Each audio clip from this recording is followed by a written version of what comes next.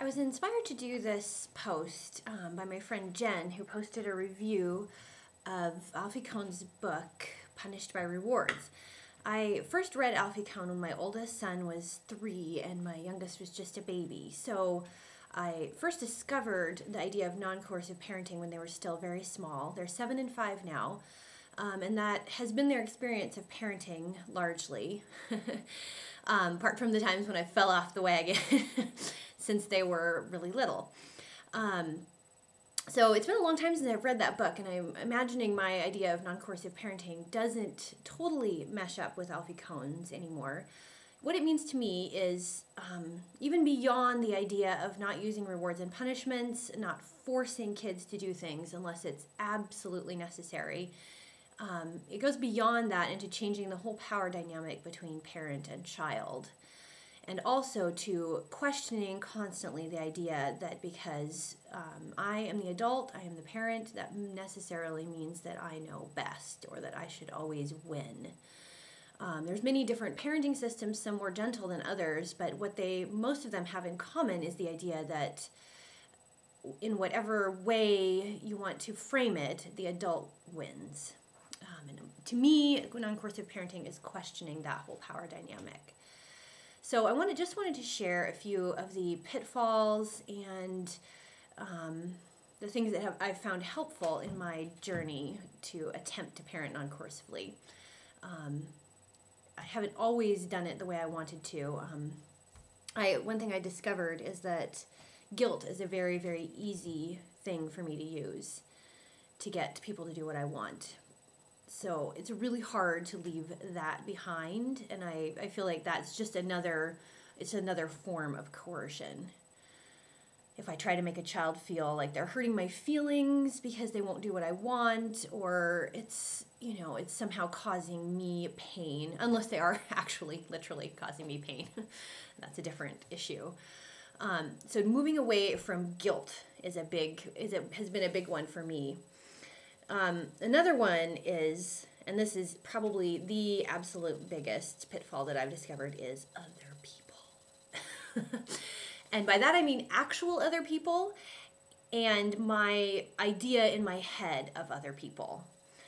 I imagine that all of us carry a kind of running dialogue in our heads about what other people are thinking about us. And that becomes really hard not to listen to when you're trying to parent differently than other people are. When your child gets in an altercation with someone on the playground and you don't punish them or yell at them or give them time out, the temptation is to see in all of the other parents' faces their disapproval, whether it actually exists or not, because you have this internal voice that's telling you that is what the culture expects you to do. It is really hard to turn that off. There's also a problem that I've discovered with actual other people, in that you really have to be prepared, or at least I have anyway, it may be, the certain people that I've run across, to be willing to lose friendships. And I thought at the beginning of this, I said to myself, I am not losing friendships over this. It's live and let live. People parent how they want. I can parent how I want. And what I didn't realize is that I didn't get to make that call, that other people could make it for me. So that has been a really painful part of this learning experience for me. On to some things that I found really, really helpful. The first one is always question.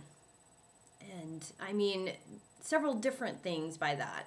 First, I always try to question the cultural paradigms that are around me and that I see in operation in my life and other people's lives. And I don't mean just the dominant culture, which probably is different depending on where you live in the United States, even as much as it is overseas. There's so many variations, and the part of the United States that I live tends to be very liberal, very environmentally conscious, very health conscious of organic foods. And what I've discovered is that brings with it a whole set of assumptions as well. And because I agree with most of them doesn't necessarily mean that there aren't parts of it that need to be questioned and can't be taken at face value. It's really easy just to take things at face value when they seem logical and when they come with lovely built-in catchphrases. But within all of those systems, there is a power dynamic, and that needs to be questioned. The idea that it's okay to use power over someone if it's for their own good, from whatever cultural paradigm that comes, to me, needs to be questioned. The other part of the questioning is the little questions. And by that I mean, like, do I really need to go to the store right now? My child doesn't want to. Can that errand be postponed till later? Is it really important what clothes they're wearing today? Is it really important that their shoes are on the right feet? Is it really my decision if they want to take a toy to the park that I am afraid might get broken or lost? Is that really my call? Once I've warned them about that happening, is it my decision to make, just because if they lose it, I might be afraid of what their reaction might be, and I might be afraid to have to deal with that reaction. And that's sometimes easier to do than others, and some days I just don't have the energy, to be really honest. But it's something that I try to do all the time. Another thing that I've found really helpful is to focus on my own life. The more I do that, the less I'm worried about what they're doing, because I'm free to let them have their own life and their own journey. And by that I don't just mean taking time for myself.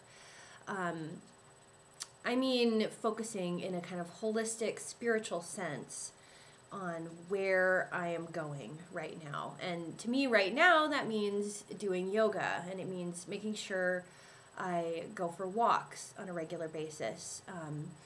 I'm a practicing pagan, and so for me, getting outside and getting in the air brings me closer to what I see as the divine. So if I don't have that in my day, I don't have patience, and I don't have that connection to something larger that enables me to be the mother I want to be. So that's what I mean by focusing on your own journey. And whatever that means, it can mean something different for everybody. But the more I do that, the more I'm free to allow them their own mistakes and their own connection to what's around them, and realize that that's going to very often lead them in a different direction than maybe I think they should go, or than I've gone, because they are here for their own reasons, not for mine, not to fulfill any needs of mine, not to have a job that makes me proud of them, not any of that stuff. It's all about them and where they're going in their lives. The other, I think probably the largest part of this is trust. Trust in my children, that they are smart enough, that all children are smart enough to be compassionate and to see what needs to be done, and to, no matter how long that takes. That's the other part of it, that trusting that there's plenty of time. You know, they're 5 and 7, they're not going to learn it all now, they're not going to be always caring about what other people's feelings, and they're not always going to be able to modify their behavior based on other people's expectations, and that's okay.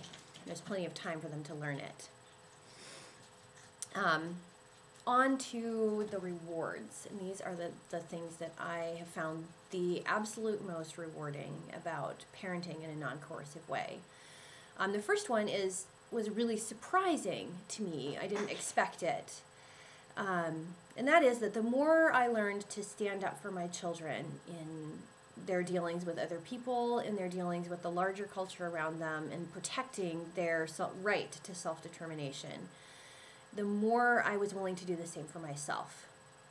And that has been an absolutely huge, indescribably great gift, that I have developed the courage to step out and be who I am, and to not allow those same cultural paradigms to dictate my behavior and my choices.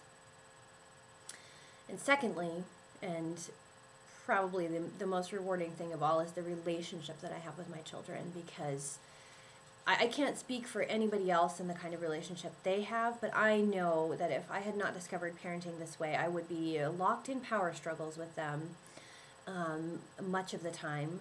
I would be spending trying to get them to do what I want, and instead I get to enjoy being with them and enjoy how fabulous they are and how curious and how much they want to explore the world. I get to sit and have actual conversations with them where they're not trying to placate me, they're not trying to make something sound other than it was. They're just purely sharing with me their insights into life. And I've learned so much from that, and just being able to have that amazing connection with my children is worth all of the other discomfort and all of the other changes that I've had to make in my life as a result of choosing to parent this way.